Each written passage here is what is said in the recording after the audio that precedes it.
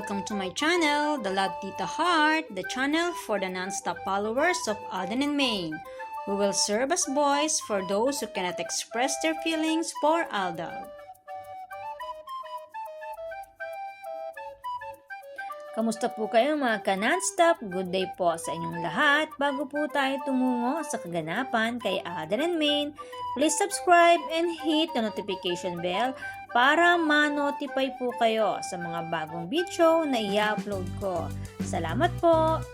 Happy at mga ka-Aldab, Alden Richards and Kuya Ardy nagkasama sa Media Day sa US. Kaya naman hindi rin inaksaya na magkapatid ang pagkakataon na magkasama sila sa US. Si Kuya Ardy na nagpapaalaala kay Richard Jr. na lagi nitong aalagaan ang kanyang pamilya. Si Kuya Ardy na sinabi on national television na kay Richard Jr. na take care of your family. Yan yung katagang naaalala natin tuwing nakikita natin si Kuya Ardy. Si Kuya Ardy na ika nga ay hindi pumayag na sumali ang kanilang pamilya sa Sarsuela Part 2. At bilang si Alden Richards lang naman ang involved bilang aktor at bida sa movie, inako na nito ang mga gimmick at pakilig na kailangan gawin para sa promotional purposes ng pelikula. Kaya kung nakikita natin na sobrang OA na si pambansang pakilig, kasama po yan sa kanilang gimmick at pansin naman po na ginagawa niya yan sa harap lang po ng kamera at sa mga fans. Lagi lang po natin tatandaan ang sinasabi ni pambansang Bay and multimedia star Alden Richards, trabaho lang, walang personalan. Sabi nga ni Alden Richards sa panayam sa kanya, family comes first. Sa bawat interview kay Richard Jr., family comes first ang lagi niyang nababanggit. Priority talaga ang family para sa kanya. Sabi nga niya, I sacrifice a lot of things, unable to finish study, time for myself, time for family. Pero regardless to all sacrifices is all worth it. Personal sacrifices ang definition niya sa salitang success. Na kung mapapansin, lagi talaga niyang nababanggit ang kanyang family. Pamilya na pinaghuhugutan niya ng lakas para maging matagumpay sa lahat ng kanyang ginagawa. Dahil dyan, throwback natin ang ilan pang Freggy pictures ni Mrs. Nico Menday Fokerson, ang better half ni Mr. Richard Fokerson Jr. At syempre, kapag Freggy, may baby, ang panganay nilang Mengay and Tisoy, Baby Theo or Baby Sep. Ang unang bunga ng pagmamahala nila Alden and Maine hanggang sa nadagdagan pa ang mga anak nila.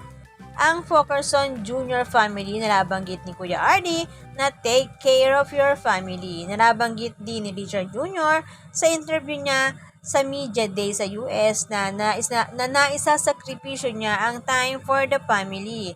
Kaya naman sa nakaraan niyang interview kay Tito Boy, nabanggit niya na you have to take care of your partner. Of course, siya muna, bago ang sarili ko. Mga salitang obvious na pumapatungkol sa asawa na lumalabas mismo sa bibig ni Richard Jr. Pero hindi pinapansin ng media. Ika nga, pikit ang mga mata, sarado ang tenga nila sa mga kwento ni Alden na may kinalaman sa family at asawa. Na tila ba kailangan nilang dedmahin kapag medyo lumilis na sa pagiging single kuno ang mga inaamin ni Richard Jr. Sa bagay, sabi nga sa nasagap nating chika, kailangan ang mga tanong sa interview ni Alden ay naaayon lamang sa mga gimmick at pakilig ni Alden and Cathy. Sa madaling salita po, para lang sa promotion ng movie ang mga bagay na pwedeng itanong, lalo na at todo pa rin ang ginagawang pagpopromote ng kanilang movie. Pagpopromote na umabot pa hanggang abroad. Samantala, isa sa pinakamatapang na defender ng Aldab or nila Alden and Maine na si Tita Bumpy ay nakatanggap ng pananakot sa di umano ay 2 general. Matapos ng pananakot ay hindi na muli umulit sa pananakot ang mga ito dahil walang nagawa ang kanilang pananakot. Bagkus ang sabi ni Tita Bumpy, actually advantage nga sa amin yang kasuhan kami para magkabukingan. Matapos ito ay hindi na muling nagpakita ang 2 general kuno. Mukhang narong move ang mga Sarsuelista. Pinagtawanan lang sila ng fandom ng Aldab Nation and True-Blooded Aldab Nation sa kanilang ginawa. Pinatutunayan lamang sa kanilang inasta na sinubukan nilang supilin ang tungkulin ng fandom na ilabas ang katotohanan sa totoong relasyon nila Adan and May. Ibig sabihin, kaya may pananakot dahil totoo ang ipinaglalaban ng fandom ng Aldab Nation and True-Blooded Aldab Nation. Dahil kung walang katotohanan ng ipinaglalaban ng fandom, pwede namang deadmahin na lang. Pero dahil totoo ang ipinaglalaban ng fandom, dinadaan nila ito sa pananakot. Gamit ang pangalan ng dalawang general, na ika nga ay halatang fake account. Sa pagkakataon na ito, halatang apektado na ang mga Sarsuelista na may meki na ng account na makapanakot lamang. Kaya lang sorry sa mga Sarsuelista, matibay ang paninindigan ng mga masisigasig sa laban para sa katotohanan.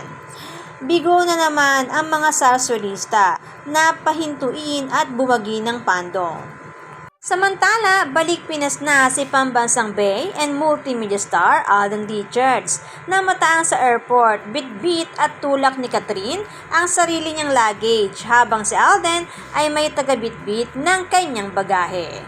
Dahil hindi oras ng gimmick, back to normal ang kilos ni Tisoy. Medyo malayo sa isa't isa, set aside muna ang pagiging OA. Kaya naman ang mga kamay ni Alden back to normal kapag hindi oras ng gimmick. Ika nga, back to Richard Jr. kapag hindi oras ng trabaho at kapag lights, camera, action, Alden Richards na uli. Sa madaling salita po, kapag nasa harap na ng mga media at mga fans, kailangan ng umacting ni Alden Richards. Dito na pumapasok ang trabaho lang, walang personalan. Kaya lang dahil sa sobrang bait, gwapo, gentleman at mahusay makisama, hindi maiwasan na magkagusto sa kanya ang nagiging leading lady niya. Kaya nga antimano sinasabi na niya na friendship lang ang pwedeng mamagitan sa kanya at sa mga nagiging katrabaho niya. Dahil sa totoo lang naman, si Mrs. Nico Mende Pokerson lang ang nag-iisang babae na inamin ni Richard Pokerson Jr. on national television na na-inlove talaga siya. Kaya ayaw niyang patawag kay Mengay ng kuya. Nagagalit si Tisoy kapag tinawag siyang kuya ni Mengay kahit biro lang. Kaya naman, good vibes lang po tayo magka-non-stop. Salamat po sa lahat na nag-comments at sa lahat po ng buong pusong nagmamahal at sumusuporta kay Alden and May. Salamat po sa lahat ng subscribers. Shout out po sa inyong lahat. Thanks and God bless everyone! Salamat po sa lahat na nag-comment. Shout out po sa inyong lahat. Sorry po, hindi ko na po kayo iisa-isahin. Sobrang dami po ninyo. Patunay lamang po ito na talagang lumalakas lalo at sumisigla ang buong fandom sa ganitong pagkakataon. Salamat po sa inyong lahat. Aldab lang ang malakas. Hangad ko po ang magandang kalusugan para po sa inyong lahat. Salamat po Aldab Nation and True-Blooded Aldab Nation. Thanks, stay safe, and God bless everyone!